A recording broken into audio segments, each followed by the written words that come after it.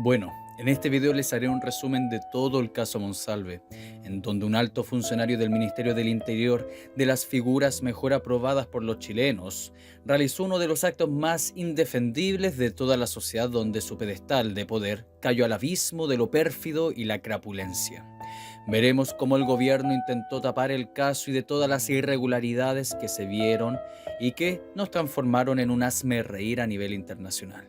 Bienvenido a su canal El Viejo de Historia. Bueno, un poco de biografía. Manuel Zacarías Monsalve Benavides nació en Coronel el 9 de julio de 1965, médico cirujano, político chileno y miembro del Partido Socialista desde los años 90. Fue un concejal de la comuna de Los Álamos entre el 96 y el 2000 y luego se desempeñó como diputado de Chile en representación del distrito de Biobío durante 3 periodos consecutivos del 2006 hasta el 2018. También esto es importante mencionar, a contar del 1 de abril del 2000 fue designado por Michelle Bachelet, en ese entonces ministro de Salud del presidente Ricardo Lagos, como médico director del Servicio de Salud de la provincia de Arauco, trabajando como ejemplo en el hospital de Curanilahue. Miembro del Partido Socialista desde los años 80, figura clave, hombre de hierro del partido de izquierda, duraría su participación hasta el 25 de octubre del 2024, después de saberse lo que vamos a comentar. Como diputado es importante mencionar que tuvo participación en lo que fueron las pastillas del día después. Participó también en la comisión investigadora del Plan Auge para el 2006. Luego, cuando él fue diputado entre el 2010 y 2014, participó en comisiones vinculadas siempre a la salud, ciencia, deportes, etc. Pero lo interesante sería que para el 2017 hasta el 2022, que también participaría como diputado, participó en cuestiones como la cuestión mapuche, las relaciones chileno-cubanas, las relaciones chileno-palestinas y chileno-ucranianas, sin considerar también que estuvo a favor de la nueva constitución, del estallido social y además fue un crítico feroz del expresidente Sebastián Piñera. Para el año 2022 sería llamado por el mismo presidente Gabriel Boric para participar en su cartera del Interior. Y hay que mencionar que antes de Manuel Monsalve estaba Gabriel de la Fuente. Y una cosa más que hay que dejar claro, que este hombre que tan moderado se mostraba, que tan defensor de la institucionalidad, de la democracia, del orden, se presentaba ante el mundo público, este también participaría en la huelga de hambre de Ernesto Yaitul el 2010, junto a otros personajes como Sergio Aguiló, Tucapel Jiménez, Hugo Gutiérrez, etc. Y sería sacado a la fuerza por la misma gendarmería.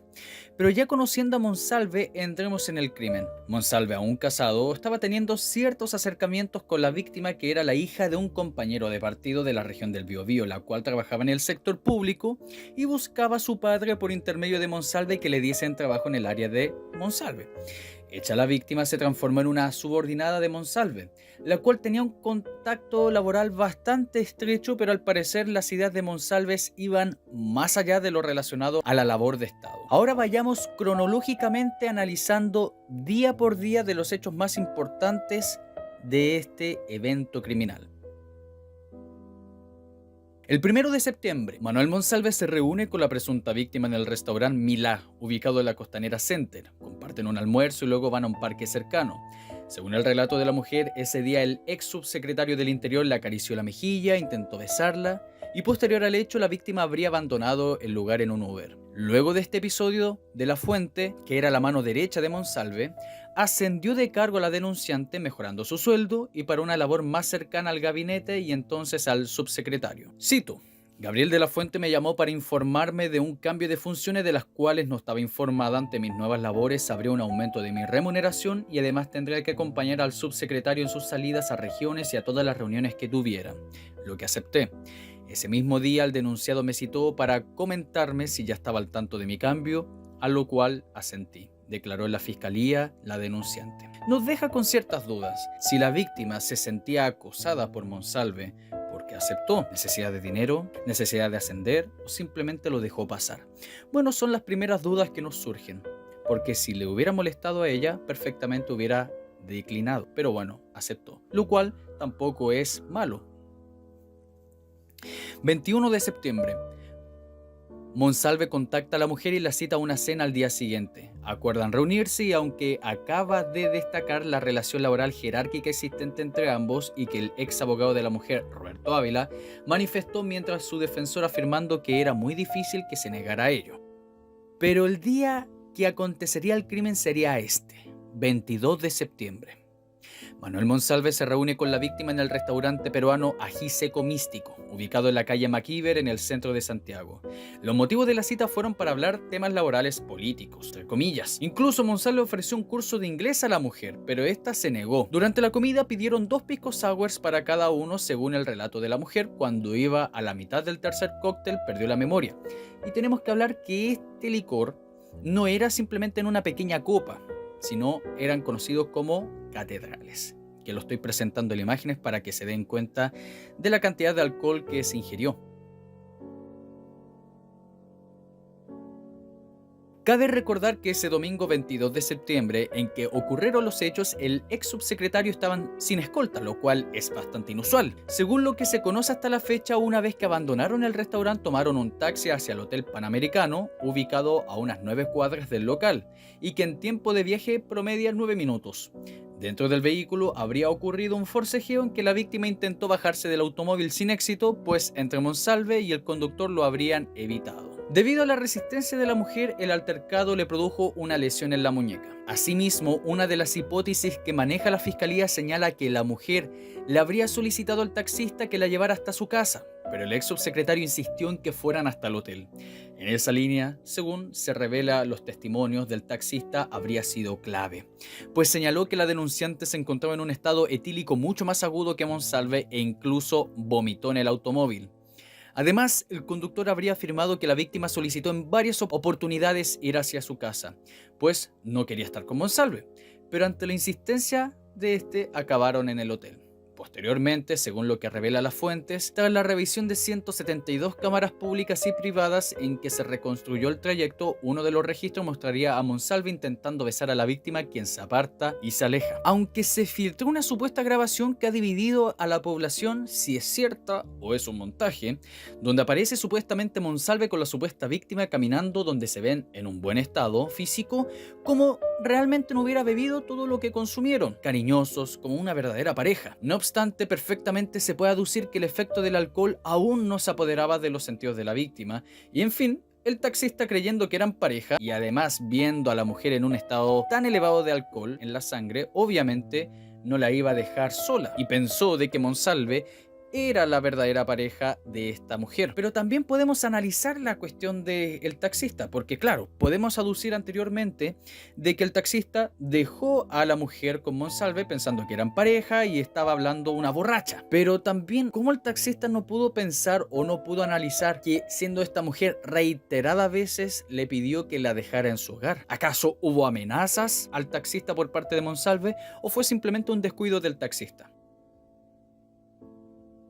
Bueno, en fin, ocurre lo desastroso para la vida de esta mujer. Lo importante es que fuera de la familia, las primeras personas que se le comentó esto fueron, en primer lugar, la primera persona a quien el denunciante le contó lo sucedido fue a Ricardo Candia, uno de sus amigos más cercanos de la universidad, a quien llamó el 24 de septiembre a la hora del almuerzo. Segundo, la mujer también habló por separado antes del 28 de septiembre, cuando tomó licencia y viajó a Curanilahue, a su tierra natal, con Ricardo Lillo, funcionario de Subsecretaría del Interior, y Catalina Arrey, su ex compañera de la División de Gestión y Modernización de la Policía. Tercero, también se le comentó lo ocurrido a la periodista Ilse Sepúlveda, mujer clave en esta cuestión, quien se desempeñó como jefa de prensa de Monsalve y en septiembre se trasladó a la Coordinación Nacional de Ciberseguridad. Inicialmente Sepúlveda la apoyó, pero luego, frente a su padre, tuvo una actitud diferente y le sugirió no denunciar. Lo importante de esta mujer es que actuaría como una matona de película, amenazando a la víctima y a su familia, defendiendo a su jefe. La versión de la denunciante apunta que recibió de ella contención y apoyo al principio y que la profesional le recomendó ir a terapia, de modo de soltar e ir olvidando el posible episodio de abuso. O sea, una feminista literalmente cubriendo a un violador. Irónico, ¿o no? Quienes conocen a Sepúlveda la describen como una mujer que inspiraba confianza y cercanía, lo que puede explicar que la mujer le confiara lo ocurrido. Al día siguiente, la periodista fue por segunda vez a la casa de la presunta víctima y, según su relato, frente a su padre tuvo una actitud distinta y le sugirió no denunciar. le habría dicho que como era NN, nadie le iba a creer ya que Manuel Monsalve tenía poder, y si denunciaba, el parte policial le llegaría directamente al subsecretario. Cito, tu información puede terminar valiendo nada, las cámaras pueden borrarse en 15 días y no va a pasar nada, se va a borrar la evidencia. Me aconsejó, ándate fuera a otro país, cuídense mucho porque de repente, atropellaron a la... o atropellaron al papá, y así van a salir. Háganlo con cuidado, declaró la denunciante en un tono de amenaza. En su testimonio, el padre de la presunta víctima confirmó su versión señalando que Ilse le dice que lo piense bien y que le den pega para siempre o se vaya para el extranjero, porque con estos tipos hay que tener cuidado. Y que ella conoce a Gabriel de la Fuente y él es malo, que puede ser capaz de todo. Y por último, a otra persona que se le mencionó fue a Camilo Araneda, actual jefe de la Unidad de Gestión de Conflictos de la División del Gobierno de Interior, órgano dependiente del Ministerio del Interior. Pero lo interesante es que este es un amigo cercano del presidente Gabriel Boric y además colega de la víctima porque no se le dijo nada a Boric. Esa es una pregunta, ¿por qué no se le dijo nada a Boric? ¿O será que Boric sabía todo esto desde antes de lo que se ha dicho? 23 de septiembre. La mujer se despierta en la habitación del hotel junto a Monsalve con signo de haber sido violada. Se encuentra desnuda, a un costado del ex subsecretario con una lesión en su muñeca, y le pregunta a la ex autoridad sobre ello y le dice que no sabe cómo se le habrá herido y le besa la muñeca. También tenía un golpe en la frente. Durante esa mañana Monsalve le dice a la víctima que él tampoco recuerda nada. La víctima dice estar en shock y le manifiesta a Monsalve sentirse mal, y este le da 2 pastillas y ella vuelve a dormirse. En este momento habría ocurrido un segundo intento de agresión sexual. En paralelo, el entonces subsecretario del Interior, que oficiaba como ministro subrogante del Interior, tenía programada una vocería a primera hora de la mañana para hacer un balance sobre el fin de semana de las fiestas patrias. No obstante, dio aviso que no podía participar debido a una migraña que lo aquejaba, y el subsecretario de Prevención del Delito, Eduardo Vergara, asumió la vocería. Del 28 al 1 de octubre, la denunciante tomó su primer permiso legal de salud, un día indeterminado de la primera semana de octubre. La denunciante le comentó a su círculo íntimo de funcionarios de la Subsecretaría del Interior que mantuvo reuniones con Monsalve posterior a los hechos denunciados.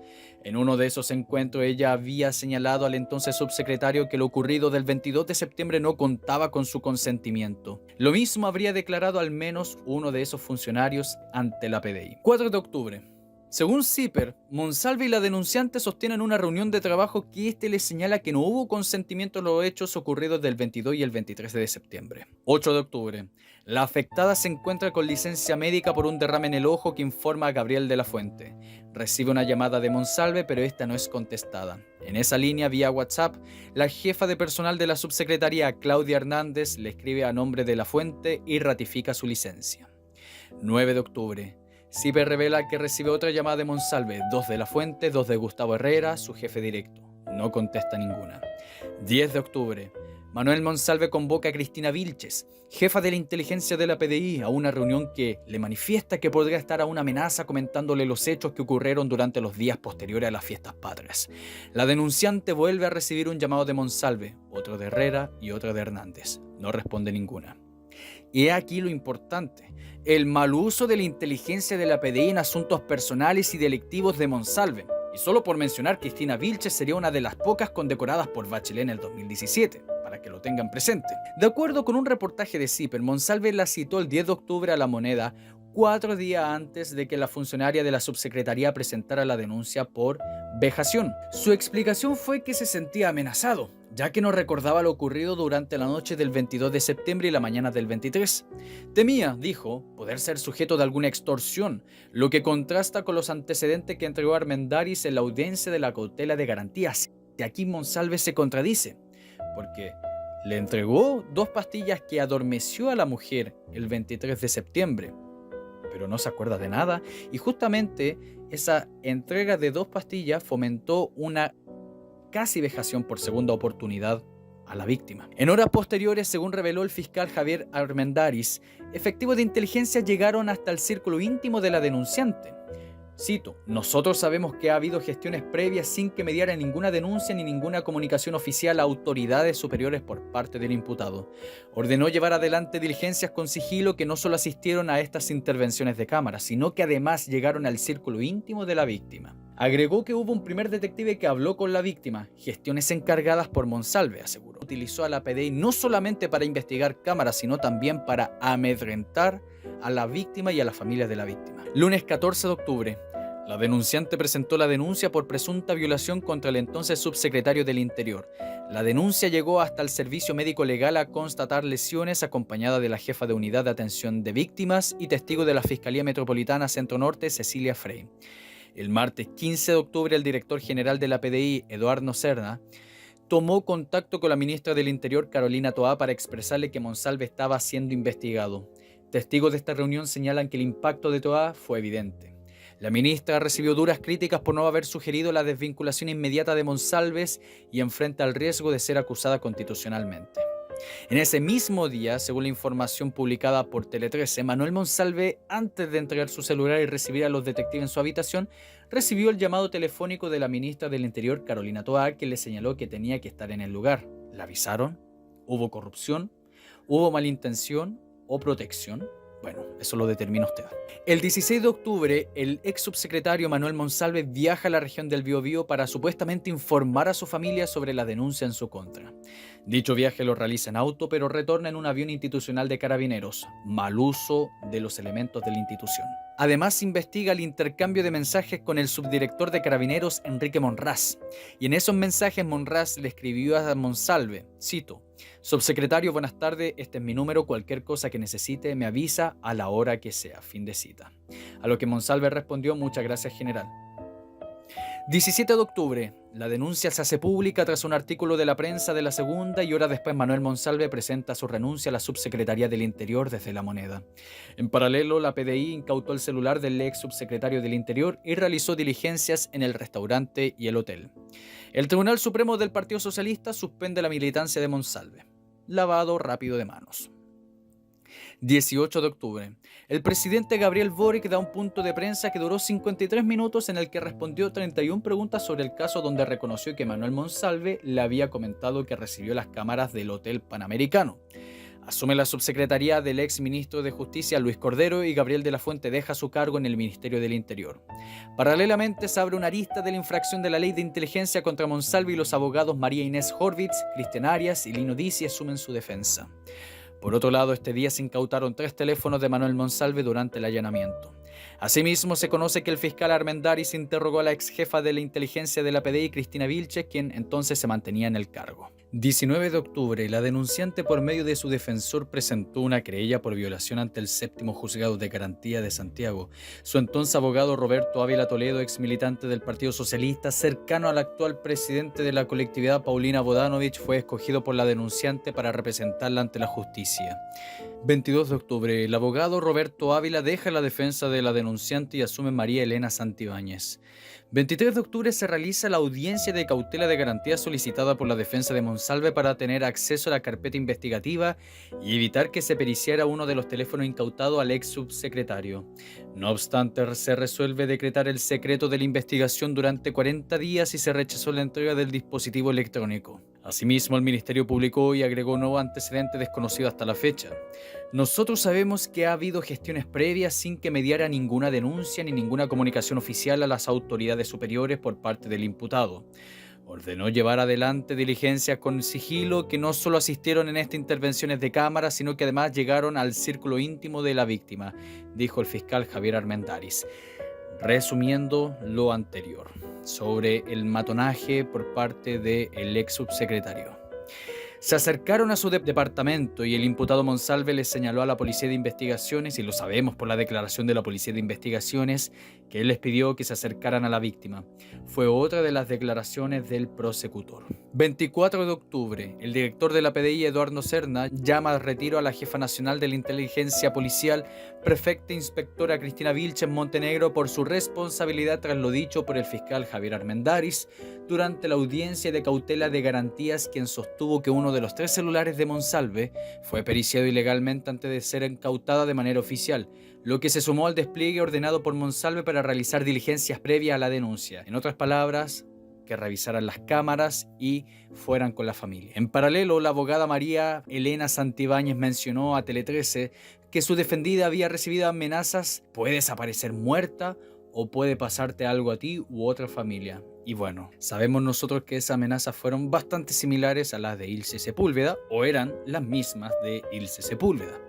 Además de esto, se utilizaría la PDI de esta forma. Cito: el delivery y las gestiones de la PDI. Monsalve ordenó gestiones a la sección de inteligencia de la PDI.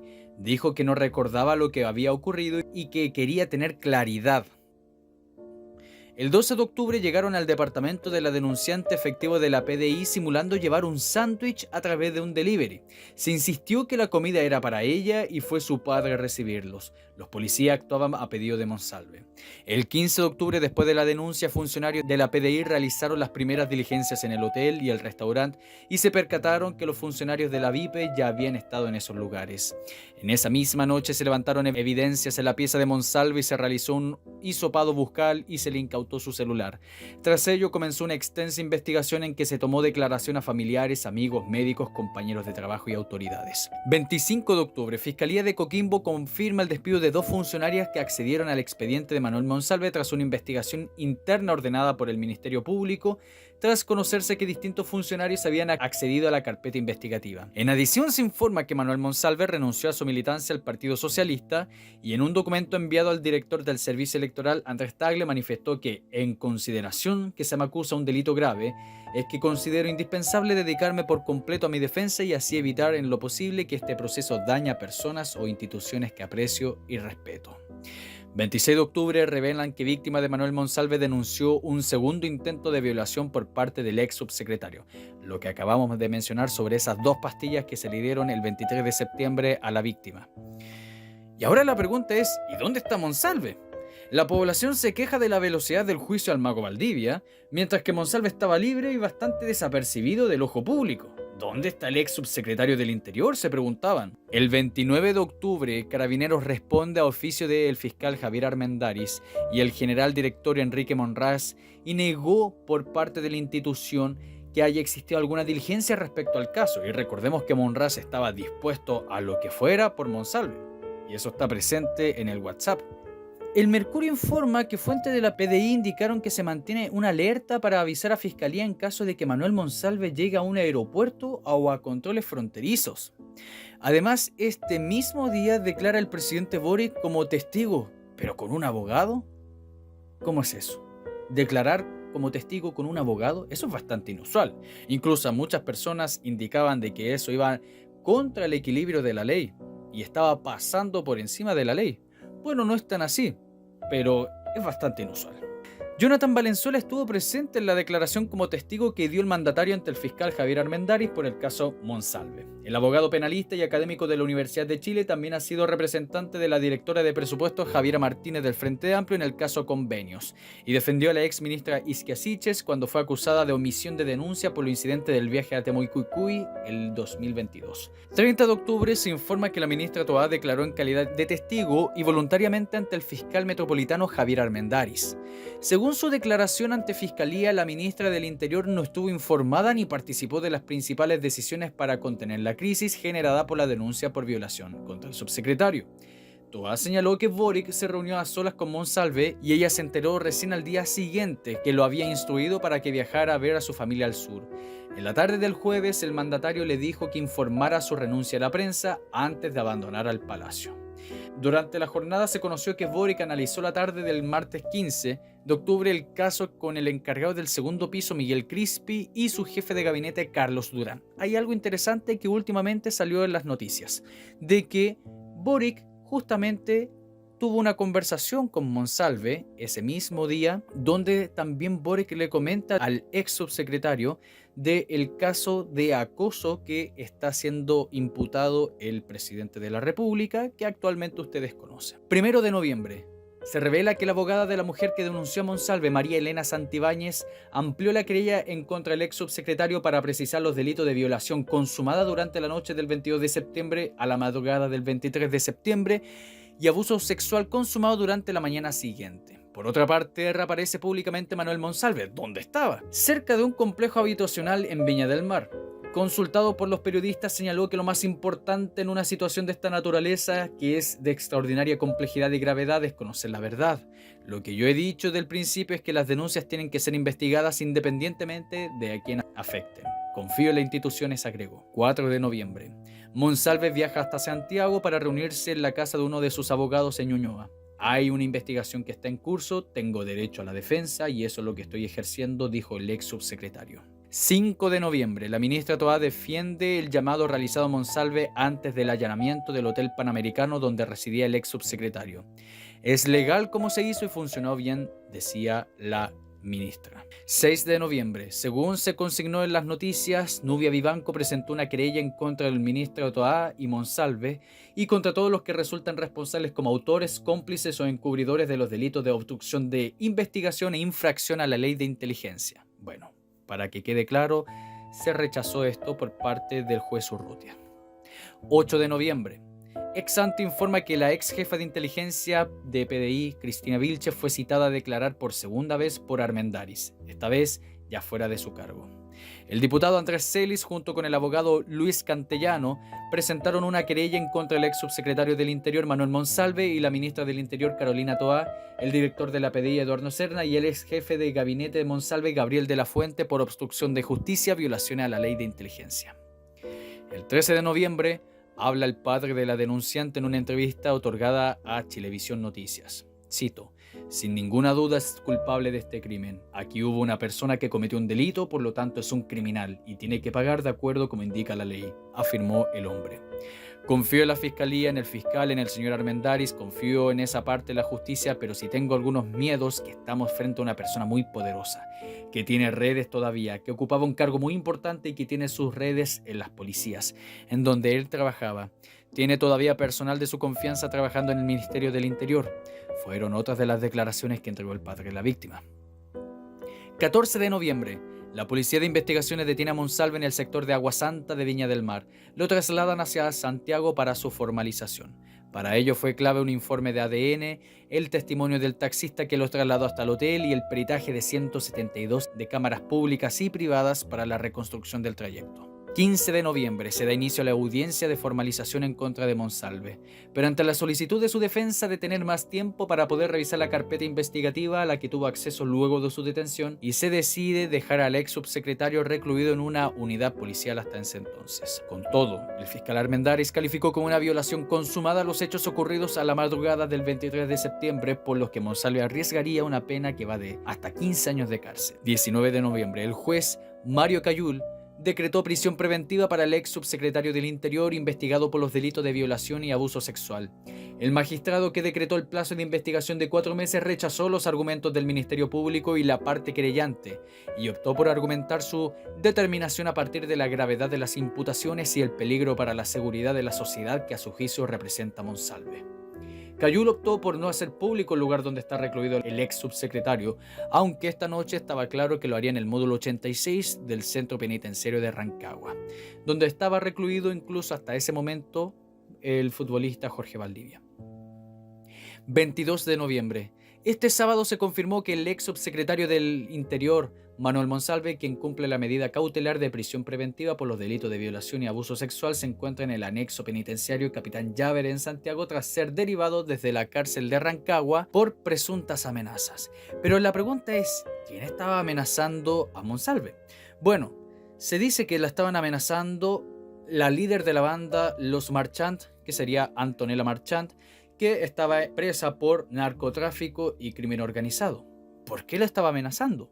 ¿Quién era ella? ¿Tenía alguna relación? ¿Lo estaba haciendo por una cuestión de causa feminista, por defender o vengarse de Monsalve por la violación de esta víctima? ¿O simplemente era humo? Eso es lo que se preguntaba la gente en ese momento. Por este motivo, la defensa del ex subsecretario presentó un recurso de amparo acusando a Gendarmería de no garantizar la seguridad de su cliente. Justamente en ese momento estaban en movilizaciones por cuestiones laborales y estaban prácticamente en un paro general. La defensa de Monsalve presenta ese recurso para pedir que se le cambie a un nuevo recinto. El anexo penitenciario Capitán Llaver, ubicado en la avenida Pedro Montt, a paso del Centro de Justicia, era justamente lo que se estaba pidiendo.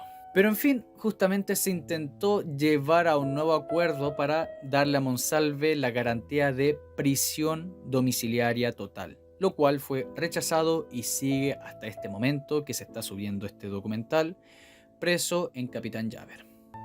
En conclusión, podemos sacar algunas cosas de entre todo este evento bastante trágico. El 76% desaprueba la gestión del gobierno en el caso Monsalve. El 44% cree que el principal responsable es el presidente Boric. A pesar de lo anterior, el 32% opina que la más afectada del caso fue la ministra Toá, y seguida por la coalición oficialista completa en su desempeño electoral. Recordemos que muchos de los personajes vinculados a Boric ya sabían antes de que el mismo presidente Boric todo este evento. ¿Por qué no se le mencionaron? ¿Por qué se quedaron callados? ¿Por qué la conversación de Miguel Crispi y Durán no fomentaron el despido inmediato y la publicación de este evento del caso Monsalve? ¿Por qué se quedaron callados? A su vez, para el 31% el principal problema es la gestión de la crisis que hubo en el intento por parte del gobierno de ocultar este hecho, seguido de lejos por las versiones contradictorias por parte de los distintos ministros, que era el 18%, y que el presidente Boric no exigiera la renuncia de Monsalve el día que se enteró del caso. Se esperó 2 días. Y en este contexto el 25% aprueba y el 68% desaprueba la gestión del presidente Boric.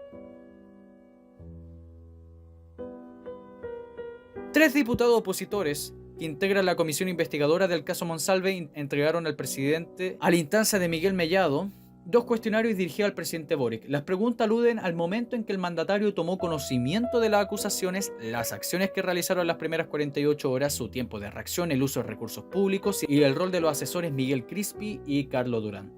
Boric podrá responder en forma voluntaria. Les voy a mostrar acá un par de imágenes acerca de esos cuestionarios. Hay gente que se pregunta también en las calles por qué no se aplicó la ley Karim, que tanto ellos defienden, que tanto promovieron. ¿Por qué no funcionó? ¿Por qué no la aplicaron? Simplemente la guardaron en un cajón.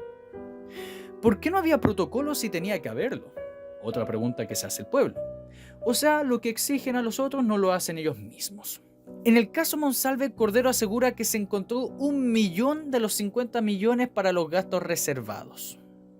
¿Qué es esa plata? Presunto mal uso de los fondos reservados. Al respecto advirtió que si bien es prematuro hacer un juicio, tenemos precedente de posibles delitos económicos.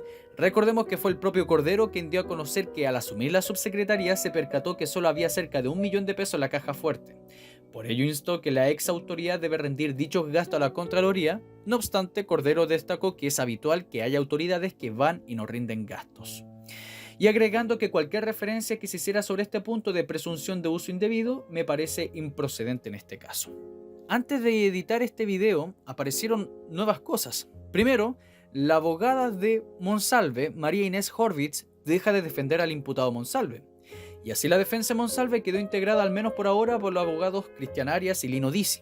¿Qué es lo que pasó? Bueno, según lo que dice Horvitz es que había una disparidad de criterios estratégicos jurídicos dentro del equipo de defensa técnica. En otras palabras, no se ponían de acuerdo. Bueno, es lo que dice ella. ¿Puede que había algo más de fondo? No lo sabemos. Lo segundo, la mujer que denunció al ex alcalde de Renaico, Juan Carlos Reinao, preso por delitos sexuales como violación y aborto forzado, confirmó los vínculos que habrían entre el jefe comunal y con el ex subsecretario del Interior, Manuel Monsalve. ¿Y qué tiene que ver esto? Usted pregunta. Bueno, la víctima, quien era cercana al ex edil, dice de que estos antecedentes inéditos del pasado Monsalve, quien habría compartido domicilios con Reinao cuando era diputado en la zona, además que cometió los mismos abusos que lo imputan, dice, en ese momento vi que era la misma forma que tenía Reinao de abordar a las víctimas. Por eso se menciona esto. Y en ese sentido apuntó que Reinao se sentía protegido por la ex figura del gobierno, indicando que cualquier cosa que se dijera en su contra no se iba a investigar porque él tenía una red de protección, entre ellos su amigo Manuel Monsalve. Por otra parte, comentó entre ellos que realizaban fiestas con mujeres y alcohol, indicando que Manuel Monsalve sabía que andaba acompañado de Reinao de personas muy jóvenes. Era una situación normal, parece, entre ellos que eran amigos. Cabe señalar que otra de los testigos que apuntó que cuando era menor de edad el alcalde de Renaico la obligó a abortar en Ecuador. Mi único objetivo es que Reinao esté preso. Otra cosa importante es las declaraciones de Juan Sutil, expresidente de la Confederación de la Producción y el Comercio, CPC. Él dice que Manuel Monsalve era un diputado que lo tenían que ir a buscar sus colegas al hotel para ir a votar a las 12 o a la 1 del día. donde él venía evidentemente trasnochado con evidencia de consumo de alcohol y además jugaba en el casino. Después dice, no sé si al extremo de ser un ludópata o una persona que se rehabilitó, ¿no? Y eso yo lo he conversado con exdiputados o personas que en ejercicio y era una realidad. Estaba jugando en el casino de Viña hasta las 4 de la mañana. Y entonces yo digo, ¿cómo es posible que un país, un gobierno, un ex colega como es el presidente de un diputado, corran al riesgo de poner el cargo de la seguridad nacional a una persona que tiene esa trayectoria? Y para ir finalizando esto aparece un nuevo testimonio. Una amiga de la denunciante de Monsalve, funcionaria del Ministerio del Interior, confirmó que una herida que tenía en la frente y que era tipo de mordisco y que la mujer, la víctima de Monsalve, intentaba ocultar con maquillaje. La denunciante también le contó sobre la cara a cara que tuvo con Monsalve día después de la presunta agresión sexual. Allí le habría enrostrado que no consintió nada y que la ex autoridad habría ofrecido una disculpa. Cito, da cuenta de cómo la víctima en algún momento incluso lo enfrenta al señor Monsalve con posterioridad al cumpleaños de ella. Lo enfrenta y le dice, no me acuerdo de lo que pasó, necesito que me ayudes a averiguar quién era el taxista, su placa patente, porque yo no consentía nada, le encararía a la víctima. Y en ese momento, Catalina Rey, que sería la testigo de esta conversación de la víctima con Monsalve, dice así, el señor Monsalve se toma la cara con las manos y le dice, disculpa por lo que hice. Eso es otro factor importante, manifestó. Pero en fin, el caso sigue en proceso. Quién sabe de lo que pasará mañana y de los vuelcos que tendrá. Recuerden suscribirse, dejar un like y este es su canal El Viejo de Historia.